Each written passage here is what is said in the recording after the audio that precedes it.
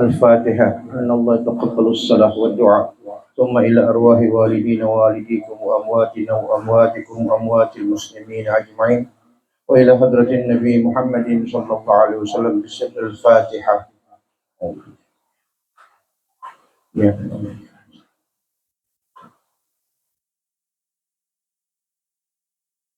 السلام عليكم ورحمة الله وبركاته.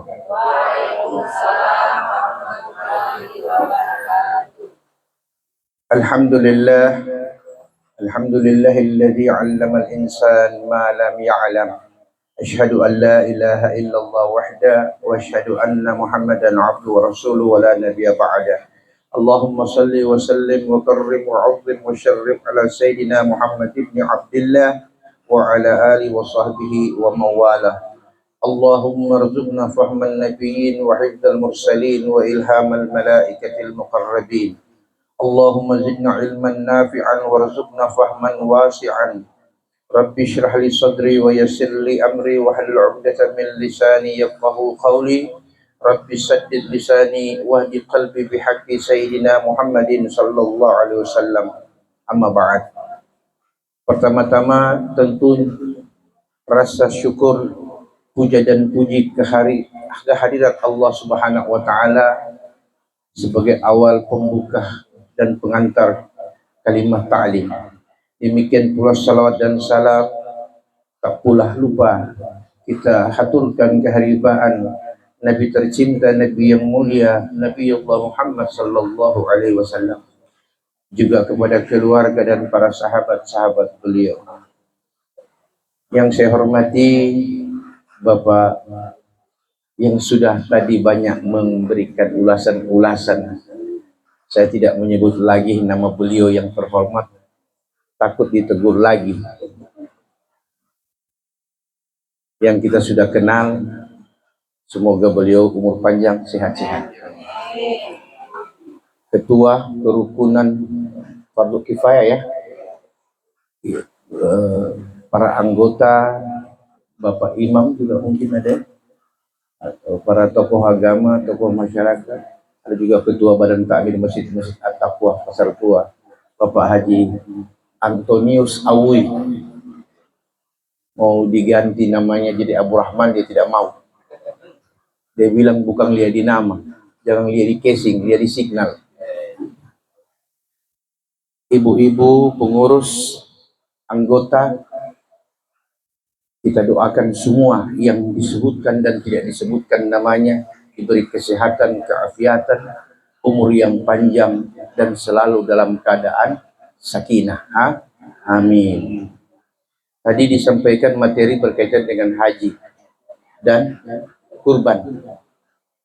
Haji 1,5 jam belum cukup. Kurban kurang lebih 1,5 jam. Berarti kita di sini harus siap sampai jam 12. Itulah kalau mau habis. Artinya apa? Ilmu agama ini luas.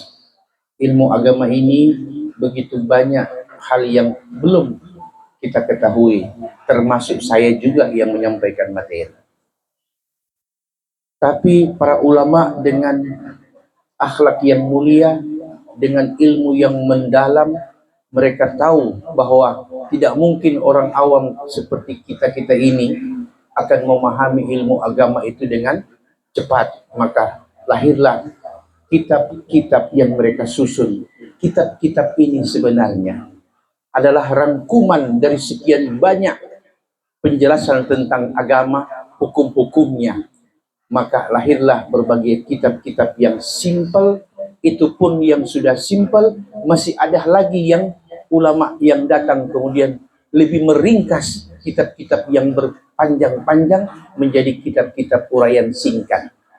Nah, termasuk di tangan saya ini ada satu kitab namanya Kitab Mawsu'atul Fiqhi 'alal Madhahibil Arba'ah ma'adillatiha at-tafsiliyah minal kitabi was sunnati nabawiyah. Artinya uraian, cakupan, pembahasan panjang tentang hukum Islam dilihat dari 4 madhab yang populer. berdasarkan dalil-dalil yang terperinci yang diambil dari kitab Al-Quran dan Sunnah Rasul. Itu arti judulnya. Oke. Nah, mari kita lihat. Yang pertama haji. Haji dalam bahasa Arab itu terambil dari kata haja yahuju, yang artinya hajat. Ibu yang punya hajat disebut dengan sahibul hajat, yang punya hajat. Dari kata itulah lahir kata hajun, yang maknanya ada yang punya hajat dan ada yang mengundang orang untuk hadir di hajatannya. Kan tidak mungkin ibu-ibu punya hajat baru tidak ada yang hadir. Betul tidak? Nah, kata inilah yang kemudian lahir sebagai bentuk perintah Allah yang disebut rukun Islam yang kelima. Namanya ibadah haji. Siapa yang punya hajat dan siapa yang diundang? Yang punya hajat Allahu Rabbul Alamin, Tuhan semesta alam. Anda yang melaksanakan ibadah haji di tahun ini disebut apa, Ibu? Disebut apa, Ibu? Halo. Oh, tolong tunggu juga kasih habis ini.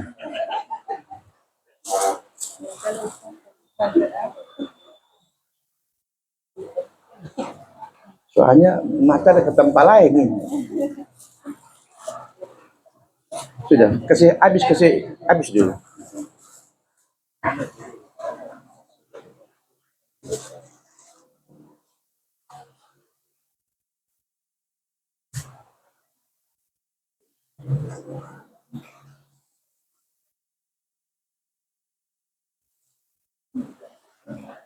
Sudah? Oke. Kita lanjut. Siapa yang punya hajat? Allah yang punya hajat. Kalau Allah yang punya hajat, berarti yang diundang di hajatan siapa? Ya. Orang yang dikehendaki oleh yang punya hajat. Saya bikin hajat. Oh, kalau mau ikuti jumlah jamaah yang kenal sama saya, tidak cukup. Pertama, persediaan. Yang kedua, rumah. Betul tidak? Allah yang punya hajat, maka Allah pilih di tahun itu siapa-siapa yang akan diundang untuk menghadiri hajatannya. Makanya tahun ini haji furoda ditiadakan.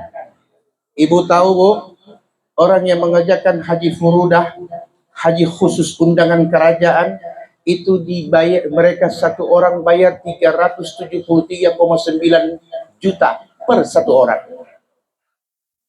Dan ada yang sampai 981 juta 900 satu orang, 1 M.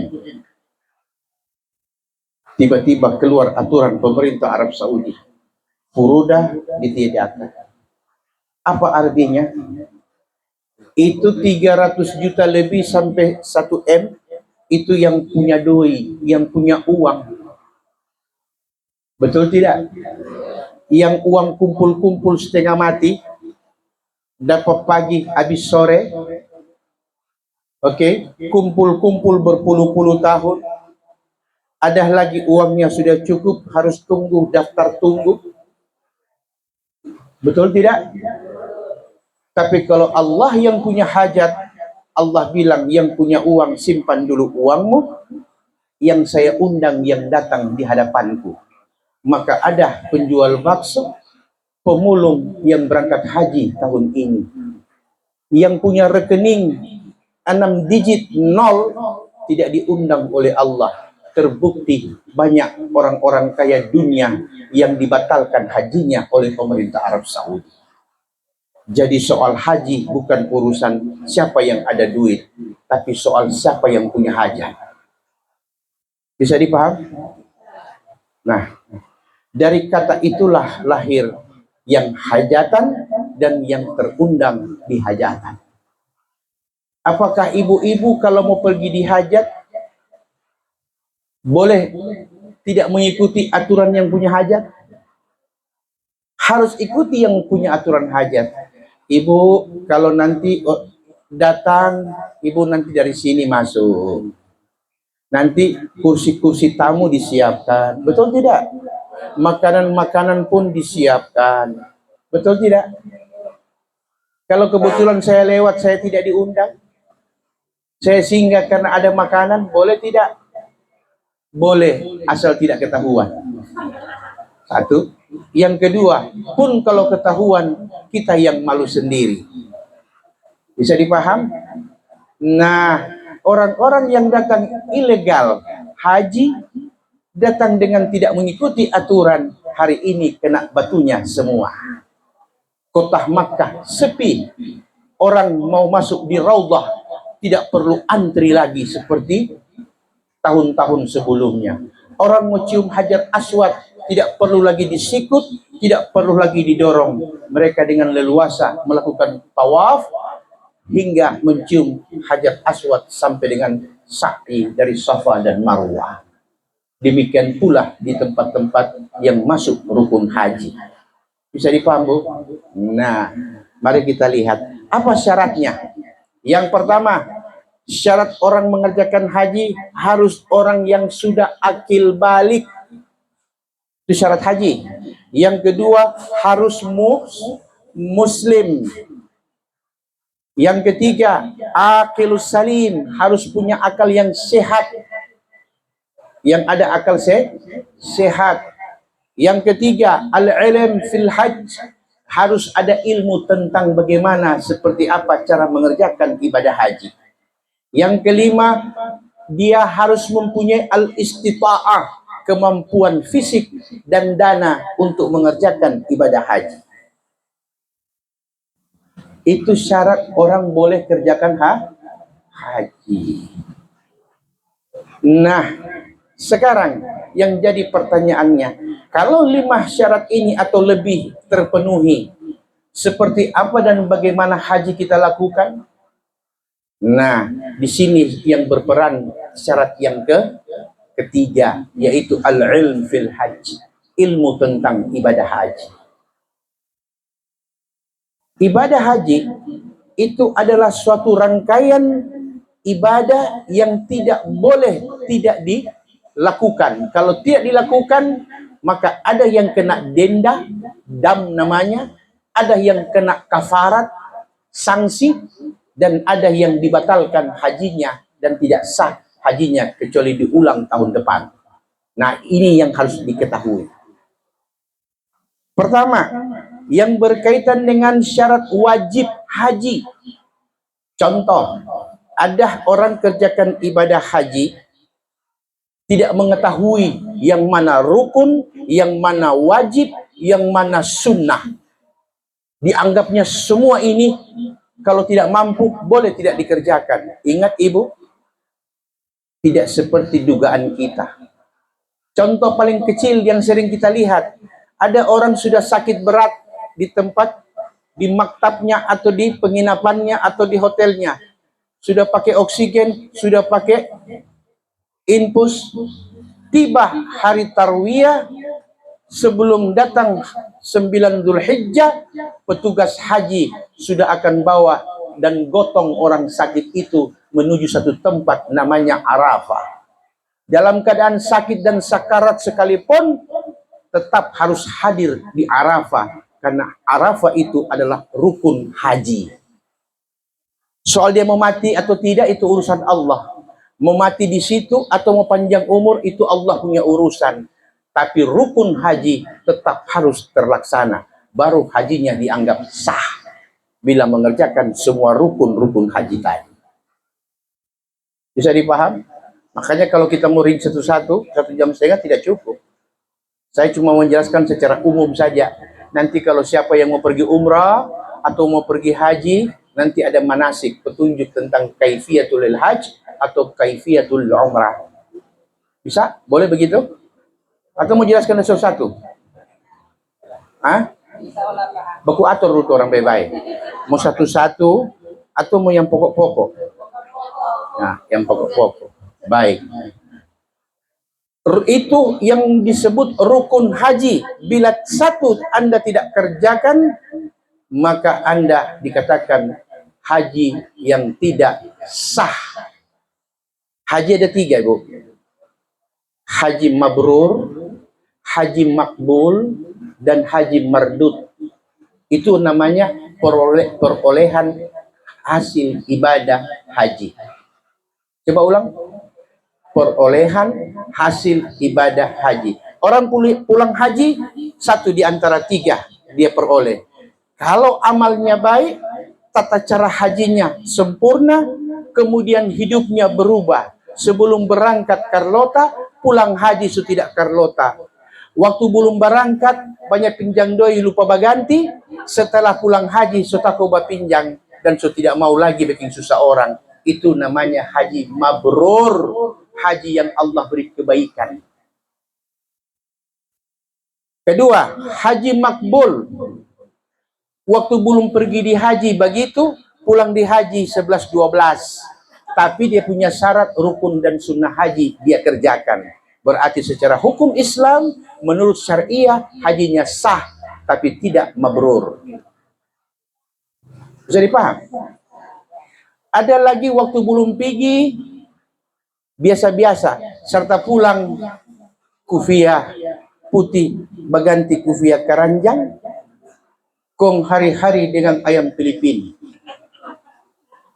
Sebelum haji sudah tidak betul, pulang haji lebih rusak, haji mardud namanya. Berarti ibadah haji tidak membawa pengaruh dalam hidupnya. Bisa dipaham? Jadi kalau orang pulang haji, ukur-ukur jo Ibu. Jangan ukur pak orang yang pergi di haji, ukur orang yang pergi. Oh, Ustaz bilang begini-begini, apa ini Birman ada pergi dia ini begini.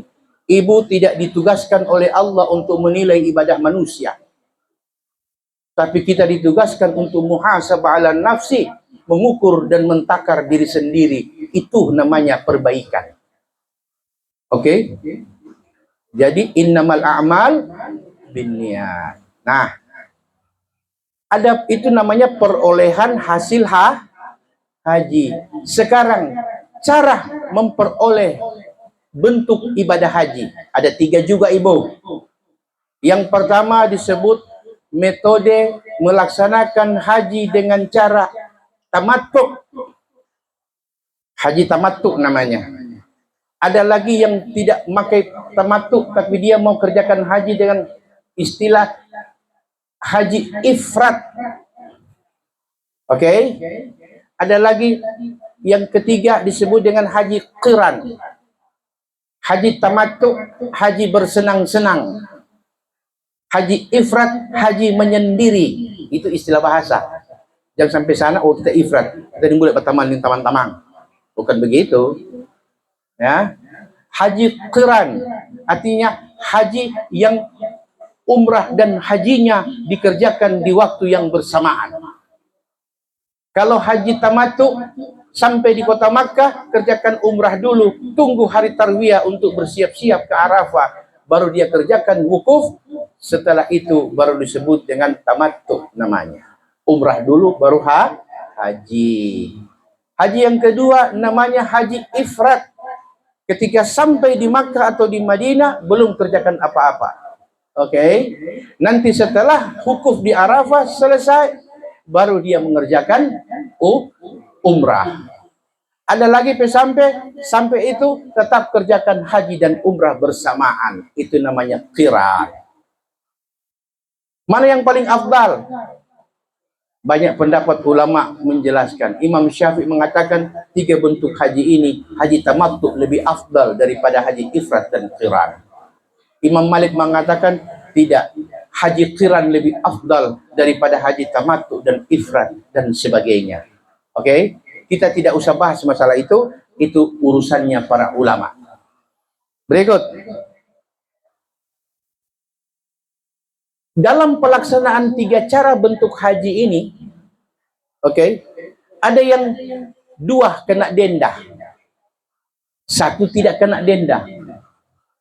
Kalau ibu kerjakan haji tamattu, ibu punya kewajiban berkurban. Namanya bayar dam. Kenapa bayar dam? Karena ibadah bentuk hajinya adalah tamattu, bersenang-senang. Orang lain sudah Sementara ihram tidak boleh gunting kuku, tidak boleh pakai wangi-wangian. Orang yang tamattu setelah umrah, dia boleh lepas pakaian ihramnya, boleh gunting rambut, boleh gunting kuku, boleh pakai wangi-wangian. Maka disebut haji bersenang-senang, kena denda, dam. Jadi paham? Halo? Ya. Jangan terlalu serius, Ibu. Santai-santai saja. Nah, yang kedua disebut haji qiran. Karena terlalu memberat-beratkan dirinya, sehingga Allah memberi dia dam. Harus membayar kurban. Jadi cuma dua. Haji tamattu dan haji qiran yang harus bayar dam. Berupa seekor kambing. Yang ketiga yaitu haji ifrad. Tidak kena denda apa-apa, tapi dengan catatan hukum kurban bagi dia sunnah muakkadah. Kalau dia ada kemampuan, sebaiknya dia berkurban di tanah suci. Ingat, tidak sah kurban kecuali di 3 tempat: Makkah, Masjidil Haram, Mina, dan Arafah. Jadi pelaku haji tempat berkurbannya di 3 tempat ini. Di luar daripada itu dia berkurban, oh saya kurban nanti di Jeddah, tidak sah karena Jeddah tidak masuk tanah haram. Bisa dipaham? Itu bagi pelaku haji, bukan torang. Oke? Nah, berikut perbedaan antara kurban sunnah dan kurban wajib dari 3 bentuk haji tadi. Itu dengan kurban yang dilakukan oleh al-muqimin atau al-mustautin, penduduk yang tidak berangkat. Orang ini, ya, perbedaannya adalah kalau ibu punya suami mau berkurban karena ada kemampuan, dia kurban 1 ekor kambing, maka harus pakai uangnya sendiri, uangnya kepala keluarga.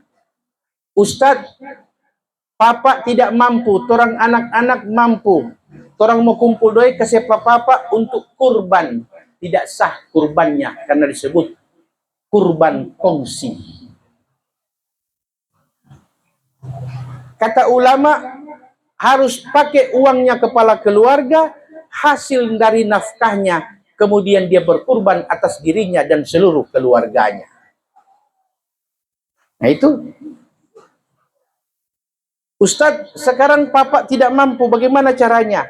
Berikanlah uang kepada ayah Anda sambil katakan, terserah papa mau bikin apa ini doi. Berarti niatnya bukan kurban. Nanti papa urusan itu niat mau kurban atau tidak. Itulah perbedaannya. Bisa paham? Jangan atur-atur. Kalau mau kasih ke orang tua, itu ajaran agama. Kasih dengan ikhlas. Jangan nanti mau korban baru kasih. Kalau nyenak korban, papanya ada apa-apa. Itu akhlak diajar seperti itu, Bu. Antara anak dan kepada orang tua. Ternyata Ustadz, so kasih papa beli pemper semua. Kok bagaimana itu? Itu papa urusan. Jangan permasalahkan apa yang Anda berikan kepada orang tua. Kalau memang Anda ada niat untuk berikan haji, papa tidak laksanakan, ya sudah, urusan Allah dengan Anda nanti di yaumil mahsyar. Jangan kait-kaitkan apa yang kita berikan dengan apa yang Allah akan ganti. Bisa dipaham, Bu? Nah, kalau ibadah haji yang melakukan kurban wajib karena hajinya haji tamattu, karena hajinya haji qiran, maka tidak boleh dia pakai namanya dan untuk satu keluarga. Tidak boleh. 1 orang 1 kambing. Makanya kadang-kadang kalau orang paham, dia telepon keluarga di kampung. Ngoni bakurban akang nih. Ngoni bakurban juga. Padahal dia bakurban juga di Makkah. Karena cuma untuk DP diri. Karena dia bikin pelanggaran. DP keluarganya perlu tanggung. Tapi dia mau dapat pahala, dia bilang bakurban juga di kampung. Maka orang di kampung potong juga. Yang satu membayar kafarat di Makkah, yang satu sunnah muakkadah karena dia orang mampu. Jadi paham? Jangan pakai istilah, sudah senyalat orang ustaz, papa sudah korban kok di sana. Papa punya, yang mau dipunya. Nah, itu beda. Bisa dimengerti, Bu? Nah, berikut. Orang yang melaksanakan ibadah kurban, nah, tapi dia tidak kerjakan haji, maka hukumnya adalah sunnah muakkadah idza kana wasi'ah, apabila dia mempunyai kelapangan rezeki. Nabi mengatakan apa? Man wasa'ah fir rizqi, siapa yang Allah beri kemampuan untuk berkurban, falam yudahi, tapi dia tidak mau berkurban, Nabi mengatakan fala yaqrabanna musallana, jangan sekali-kali dia dekati tempat kami sholat. Artinya yang ada kemampuan tidak mau berkurban, jangan antri di masjid untuk ambil jatah. Itu namanya mencuri sedekahnya orang fakir. Hukumnya jelas. Kan banyak di tempat-tempat lain, dan di Bitung nggak pernah kita dapat begitu. Berprasangka baik ibu. Ada kemampuan, sunnah bagi dia berkurban. Tidak mau berkurban, malah menuntut panitia kurban, kita belum dapat bagian. Karena kita jamaah yang sering membantu di masjid ini. Anda berhitung-hitung dengan Allah, maka Allah juga akan berhitung dengan Anda di yaumil mahsyar kelak nanti. Believe it or not, you can try. Percaya atau tidak, boleh Anda coba. Bisa dipaham? Nabi dengan tegas mengatakan, fala yaqrabanna musallana, jangan dekati tempat kami sholat. Di mana? Yang paling afdal, tempat berkurban yang paling afdal itu di masjid. Bisa dipaham? Tapi kalau masjidnya selalu curang, maka di rumah lebih afdal, kata Imam An-Nawawi. Ternyata di zaman dulu so ada juga itu yang jaga, Pak. Bisa dipaham? Baik.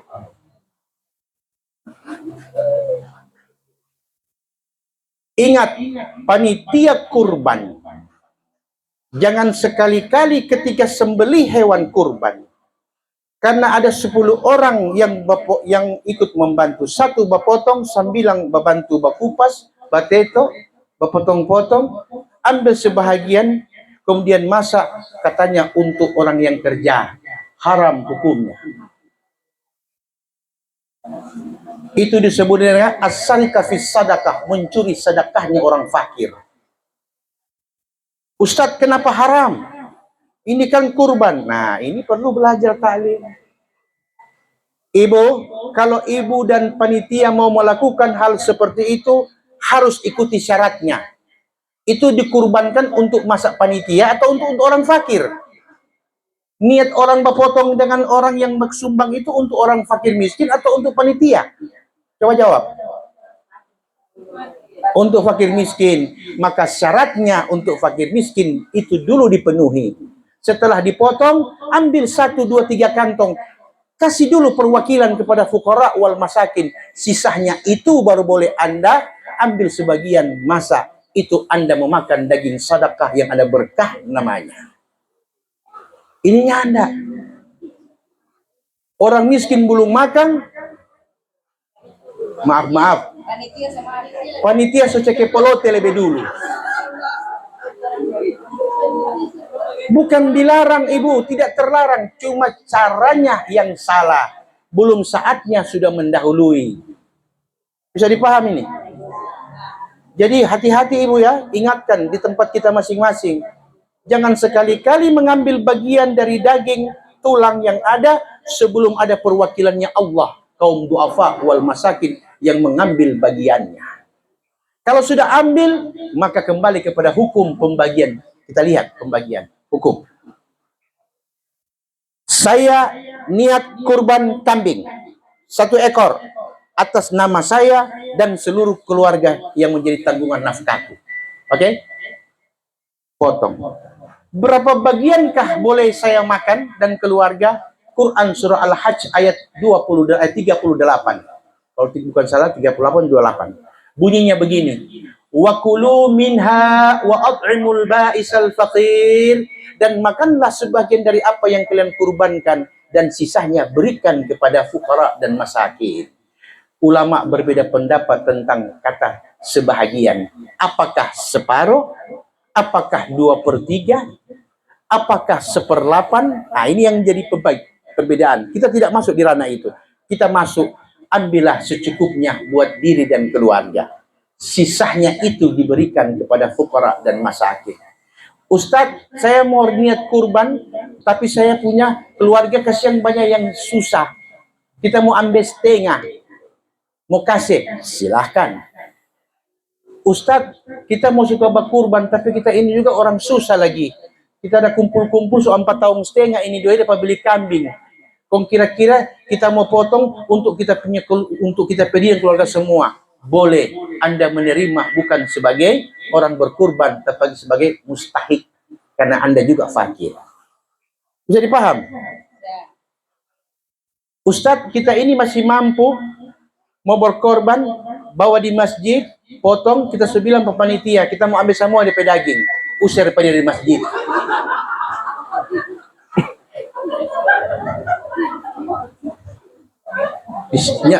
Ya, bisa dipaham, Bu? Kemudian ketika kita mengeluarkan 1 ekor kambing hari raya haji, perbedaannya kurban hari nahar dengan kurban akikah ada sedikit. Kalau akikah lebih afdal dimasak baru dibagi. Kalau kurban lebih utama dalam keadaan mentah dibagi. Itu sedikit perbedaan. Bisa dipaham, Bu?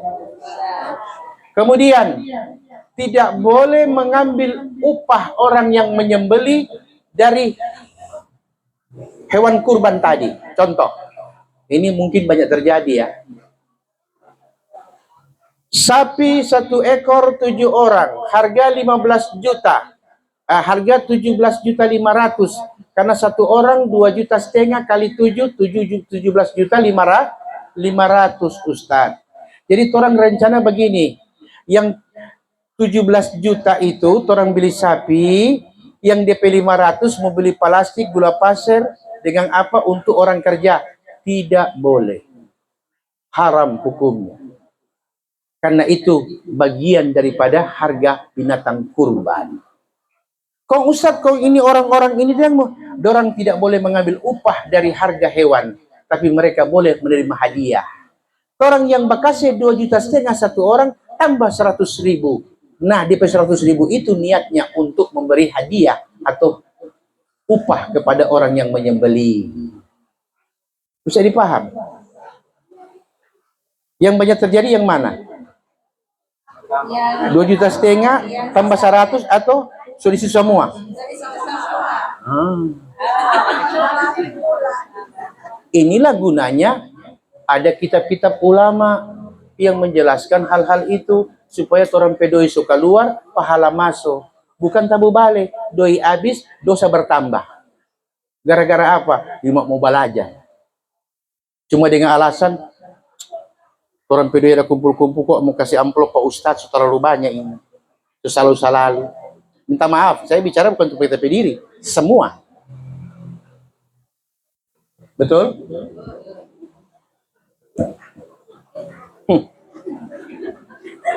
Mana-mana juga mau sanang mana-mana juga. Kita lanjut. Ada pertanyaan, silakan. Kita sambung dengan pertanyaan kalau ada. Silakan.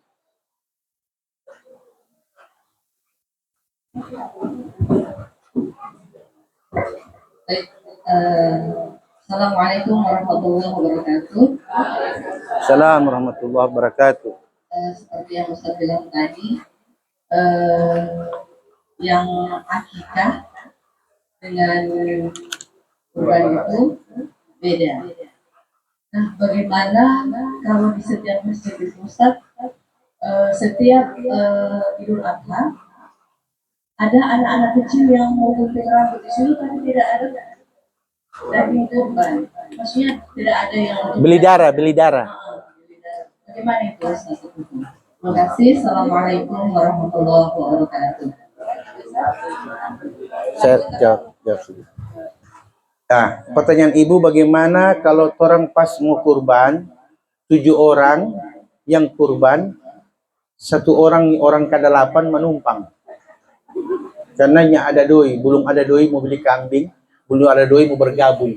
Bagaimana itu Ustaz? Islam tidak mengenal seperti itu. Yang boleh mendoakan agar anak itu dan orang tuanya Allah beri rezeki, itu boleh. Pak Imam tolong baca akan, kasihan kita menumpang doa, bukan menumpang bagian. Beda ya. Pak Imam dengan berkahnya orang-orang yang 7 orang yang ada niat ibadah, dorang aminkan imam yang baca. Nah, itu boleh. Bukan berarti, oh, sudah mau akikah kita pe anak, karena so, aku ikut itu. Nah, itu yang salah. Bisa dipaham? Pak Imam tak tolong, atau Pak Ustadz tolong, mau doakan.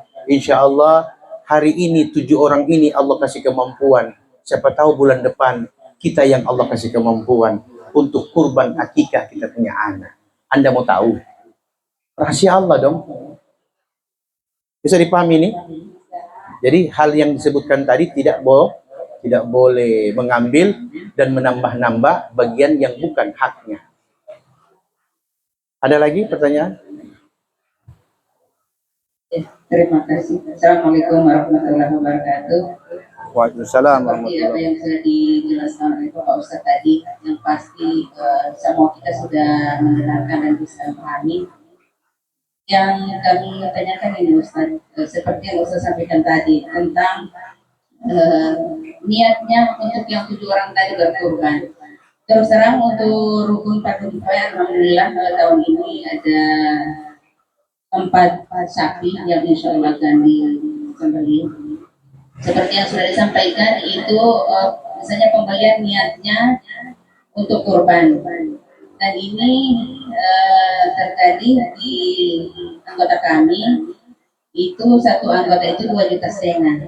Kemudian yang berkurban itu memang sudah menyampaikan, oh di sini semua atau bunda, maksudnya 2,5 juta itu sudah di situ semua untuk kasih makan, kasih apa semua. Kami sampaikan insya Allah bisa. Dan untuk sapi itu kami dapat 17 juta, artinya ada 500 seperti saya sampaikan tadi. Nah, karena kami belum tahu ilmunya, alhamdulillah hari ini saya sudah sampaikan. Nah, ini yang rencana yang sisanya ini yang 2 juta dari 4 sapi ini itu untuk operasionalnya seperti yang saya sampaikan. Dimana untuk misalnya untuk pemotongan, untuk yang kerja, yang iya, tetapi tadi sudah disampaikan itu tidak bisa itu haram. Nah untuk itu kami ingin bertanya, karena memang sudah ada saldo ini yang ada 2 juta itu rencananya untuk anggaran tadi. Nah kalau itu tidak bisa, kira-kira untuk bisanya yang sisanya ini kami buat apa? Kemudian juga apakah kami untuk operasional yang lainnya itu mungkin bisa diambil misalnya dari uang kas rukun agar tidak membelankan yang berkurban. Itu kira-kira bisa Ustaz. Selanjutnya yang kedua ada titipan dari anggota yang ada WA kami karena tahunya Ustaz ada. Itu ini berkaitan dengan akikah. Beliau punya anak ketiga itu lahir malam, besoknya meninggal. Apakah itu wajib untuk dipotong akikah? Itu titipan beliau. Baik, seperti yang saya jelaskan tadi, kelebihan 500 itu kan masuk di niat yang pertama. 2.500.000 di niat korban atau di niat untuk panitia? Itu dulu dijawab. Kurban, gunakan untuk kurban. Artinya, ketika orang akan memberi bagian itu, ini kan kalau 4 ekor ini dengan sisa 2 juta tadi itu ada 2 cara. Yang pertama, komunikasikan dengan anggota dulu. Mau diniatkan saja untuk kurban 2,5 juta full atau cuma sesuai dengan apa yang terpotong. Oke, 17.500.000 sudah, 7 orang sepakat 17 juta yang jadi harga hewan kurban. Berarti yang 500 masuk niat sedekah untuk yang potong. Ini kan innamal a'malu binniyat wa innama likulli imri'in ma nawa. Segala apa yang dibuat, kata Nabi, tergantung apa yang diniatkan. Dan ingat, bagi setiap orang mendapati apa yang dia niatkan. Itu yang Nabi katakan. Tapi kalau tidak ada kesepakatan, saya buka diri menerima yang sisa. Dengan senang hati dan penuh kebahagiaan. Kalau mau begini, tak tahu basar-basar. Oke? Sudah jelas, Bu? Yang kedua, Ustadz, akikah ini bagaimana tadi? Anaknya lahir. Oh iya, saya punya anak, ada seorang ibu, anaknya meninggal, lahir tengah malam, meninggal pagi. Apakah akikah? Perhatikan, anak yang lahir kemudian sempat ada tanda-tanda hidup, walaupun hanya cuma mata terbuka tutup, atau sempat mati, atau ada bergerak tidak ada suara, mati, ada tanda hidup biar cuma sedikit, sunnah muakkadah akikah. Tapi waktu dia lahir sudah tidak ada tanda sama sekali, tidak pernah hidup walaupun 1 detik, maka gugur hukum sunnah akikah. Bisa dipaham? Cuman itu dia punya beda. Ada lagi pertanyaan? Tanya-tanya Jo. Sebagian tersalah jalan. Ya, silakan. Waalaikumsalam warahmatullahi wabarakatuh.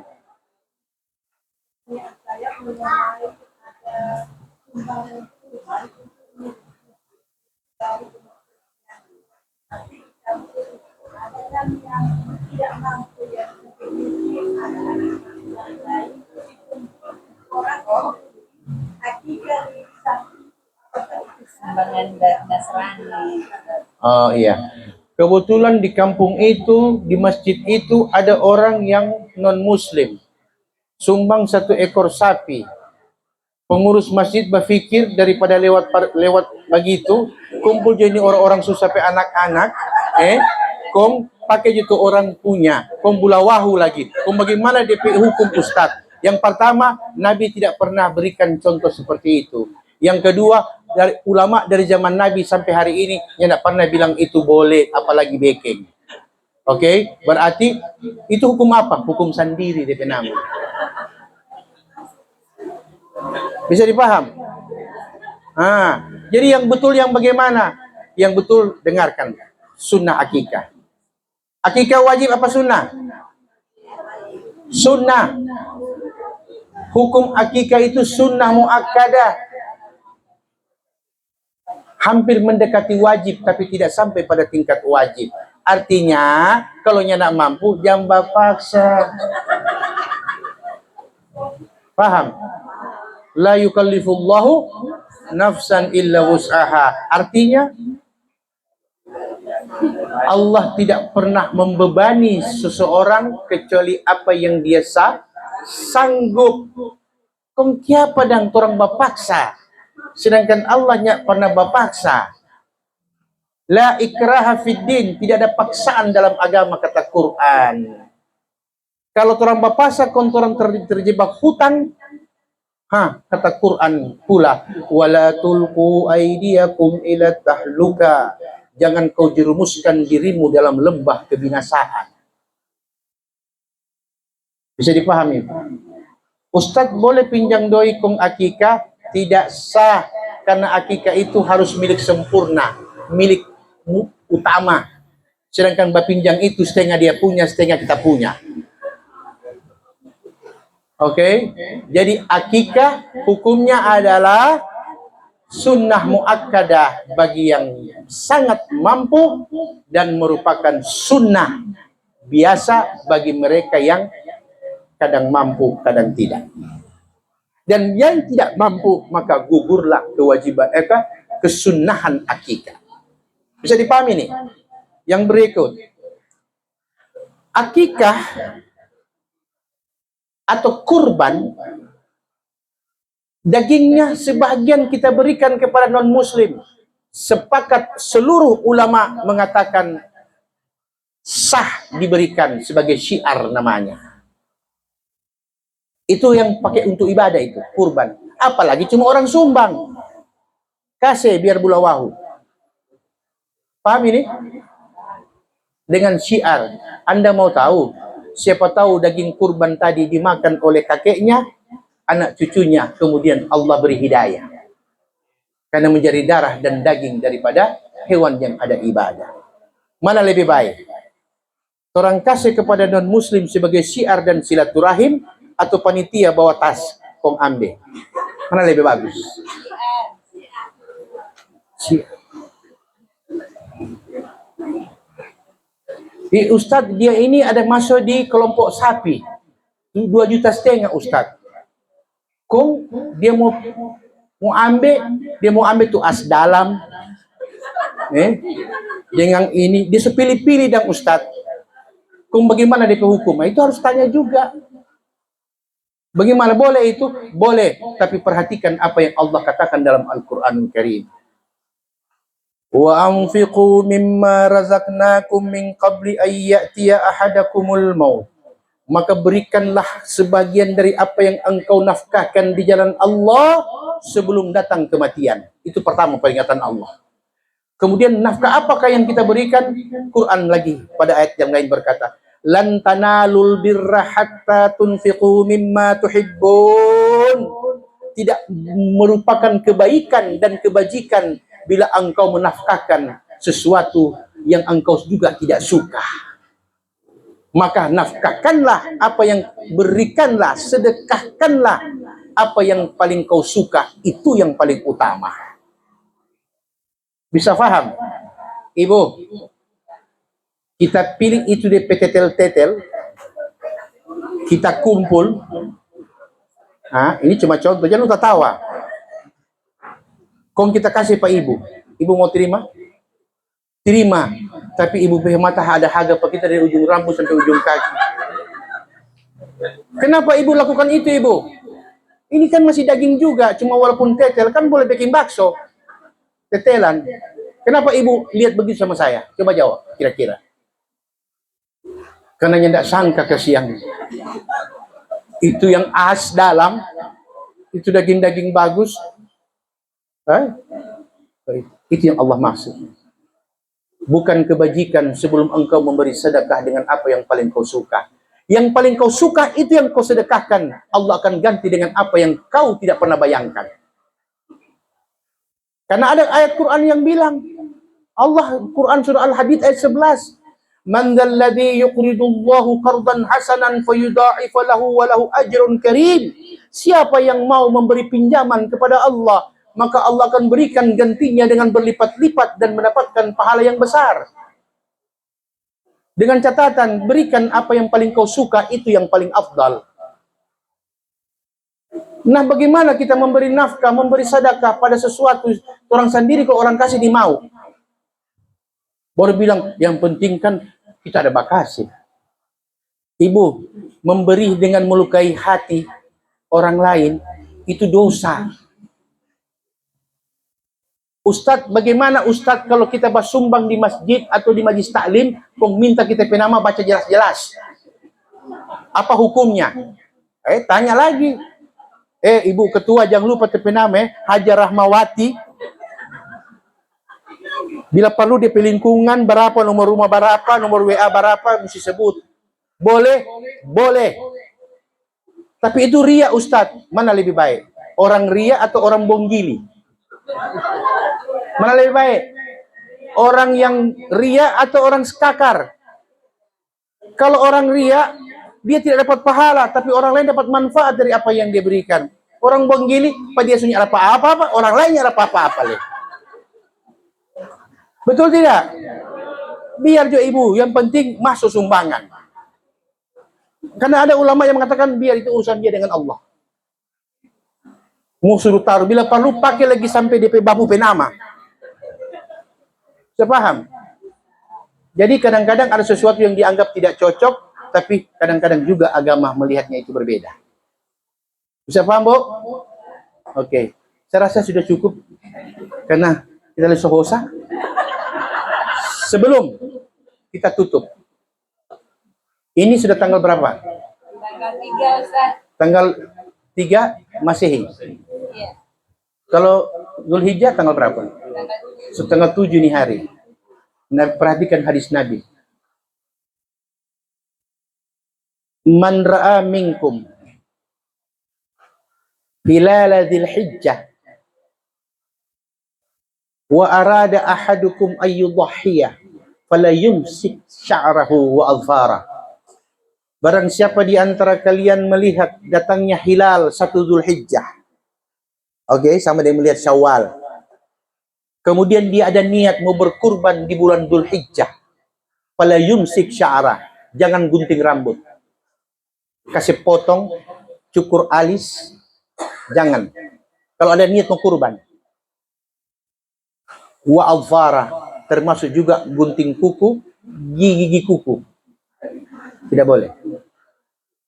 Dilarang oleh Nabi bukan berarti haram. Mengurangi nilai pahala kurban.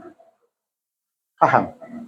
Nabi bilang, apabila masuk tanggal 1 Zulhijjah kalian lihat dan ada niat mau berkurban, maka jangan memotong rambut dan bulu-bulu yang ada di badan. Berarti dan birman-birman semua. Jangan cukur.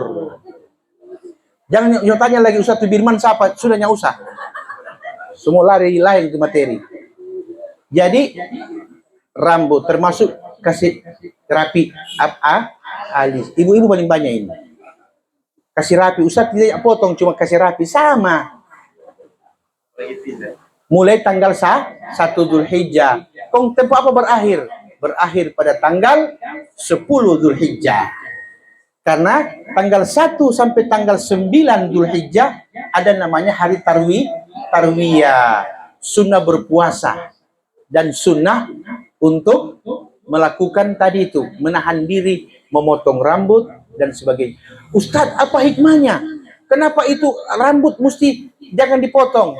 Karena ibu, jumlah rambut yang tumbuh di tubuh ibu, jumlah kuku yang setiap menit bertambah, akan ditambah dengan bulu hewan yang ibu kurban. Dan itu akan jadi nilai timbangan berat amal kebajikan. Paham? Kau nggak usah tanya ulang-ulang. Ustaz, itu berlaku yang berkurban atau satu keluarga itu? Satu keluarga. Yang berkurban. Yang namanya. Ustadz, bagaimana hukumnya tentang rambut? Ini memang tidak ada rambut sama sekali. Kong, apa mau cukur? Masih ada bulu-bulu lain. Jangan lupa. Wabillahi taufiq wa hidayah. Assalamualaikum warahmatullahi wabarakatuh.